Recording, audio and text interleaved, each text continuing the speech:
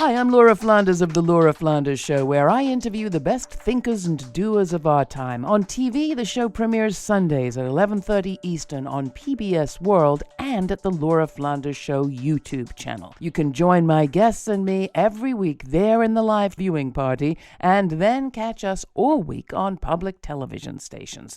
Prefer to listen? Find us on a radio station near you or subscribe to the free podcast. You'll find listings and ways to subscribe at lauraflanders.org. That's also where you'll receive my regular commentaries. I call them the F word. Here's this week's.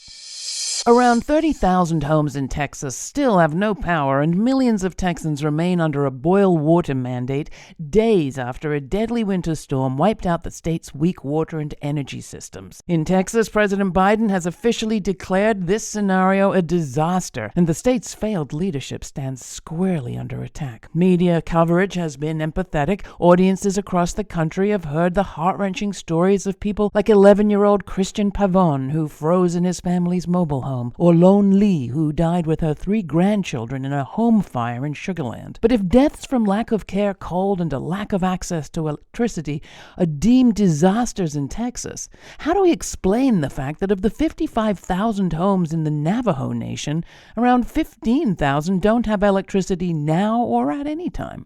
If the fragility of the grid is an emergency requiring urgent attention at all levels of government in Texas, how do we live with the decades-long reality that tens of thousands of families in Indian country have had no electricity and limited cell and broadband access not for a day or a week, but for years already? Even as these needs got worse during the COVID-19 pandemic, there was no outcry about families unable to stay home because they couldn't refrigerate food, or kids struggling to learn remotely with no light for reading and no Wi-Fi for miles on the reservation.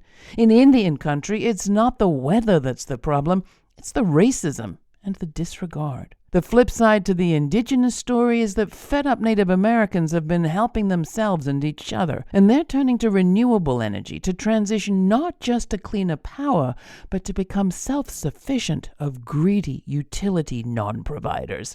Seeking energy independence, groups like Native Renewables have been advancing off-grid solar solutions to cut off Native people, whether local government is supporting them or not. And one of the leaders of that transition, Walia Jones, has just joined the Biden administration, where she'll be heading up the Office of Indian Energy and sharing her experiences with the Navajo Nation and strategies for energy independence with thousands of other indigenous communities.